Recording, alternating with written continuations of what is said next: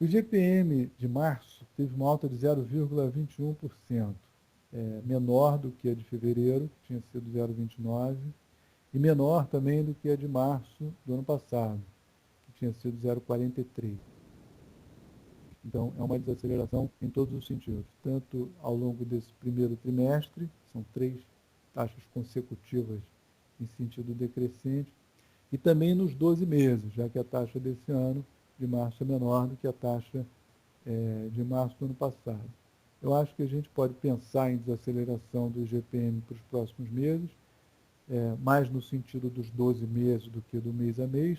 Afinal de contas, a gente está com uma taxa de 0,21, e esse 0,21 ele acontece com o IPA praticamente zerado, o que não é uma situação estável, habitual. Então, mesmo que a gente tenha uma taxa um pouco acima de 0,2, 0,3, ou às vezes até 0,4 ao longo do ano, ao longo pelo menos dos próximos 6 meses, isso vai ser mais do que o suficiente para a gente manter uma trajetória de 12 meses, de taxa em 12 meses, caindo continuamente. Né? A taxa em 12 meses hoje está em 8,06, e a gente tem um bom potencial de desaceleração, porque na maior parte do ano passado o IGP registrou taxas elevadas, muitas vezes acima de 1%, por conta de quebras de safras no Brasil e no exterior, por conta de uma desvalorização cambial que não foi tão pequena assim, que aconteceu no segundo trimestre. Tudo isso contribuiu para que o IPA e que o IGP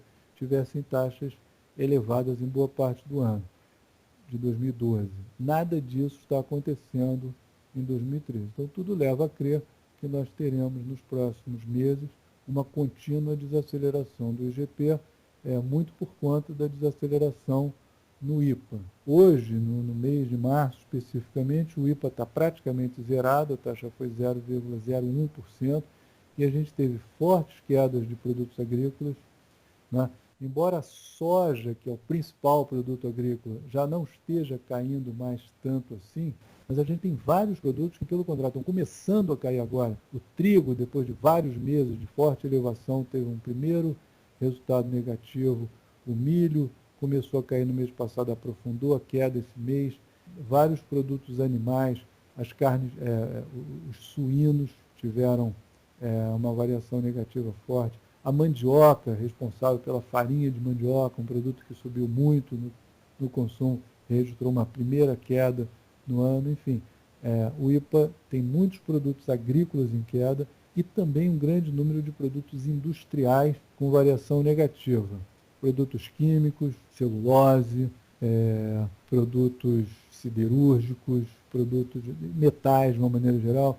Isso talvez tenha um pouco da influência do câmbio, que nos últimos meses se valorizou, e também porque a situação econômica brasileira, internacional, ainda não se normalizou, não há, portanto, nenhuma pressão muito forte sobre a maioria das commodities industriais. Agora, uma situação muito diferente está acontecendo no consumidor, no IPC. O IPC veio com uma taxa de 0,72, né, muito maior do que a taxa do mês passado, de 0,30. A taxa do mês passado, é bom lembrar, ela foi excepcionalmente beneficiada pela desoneração, pela queda de preço da energia elétrica.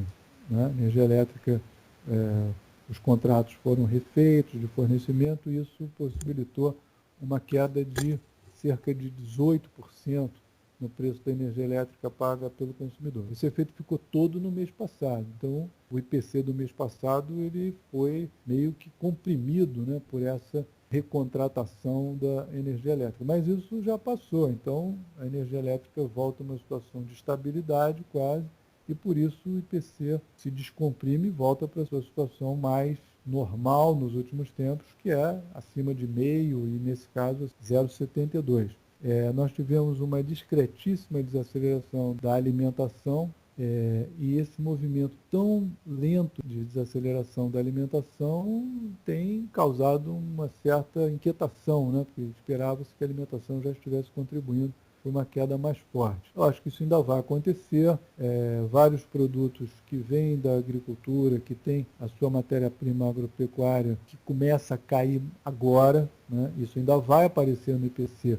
Um bom exemplo disso, novamente, é o caso do trigo, né? Então, o pão, farinha, macarrão e outros vão ter seu momento de desaceleração, talvez ainda no final do mês de março, início do mês de abril. Isso deve vir a acontecer nos próximos meses. De resto, o IPC também teve efeitos favoráveis com o fim do aumento dos cigarros, né? O cigarro aumentou muito para repor um pouco do IPI, né? O cigarro é uma fonte importante de arrecadação de IPI, então ele está repondo o IPI que foi desonerado em outros produtos. O fim também do impacto de reajuste das mensalidades escolares contribuiu para segurar um pouquinho a elevação do IPC. Mas, no fundo, a gente tem aí a história de sempre, inflação de serviços, né, bastante persistente, né, e uma dúvida a respeito de como será essa desaceleração da inflação de alimentos. Né? A agricultura está ajudando, mas nem tudo que é produzido hoje na agricultura brasileira vai para o consumidor. A soja é um bom exemplo. Grande parte da soja, que é o maior produto disparado da agricultura brasileira, boa parte disso vai para a exportação. Então, deve haver sim uma desaceleração da alimentação, deve se acentuar nos próximos meses, mas devemos olhar com uma certa moderação, né? Olhar com uma expectativa razoavelmente moderada o que se pode esperar dessa desaceleração.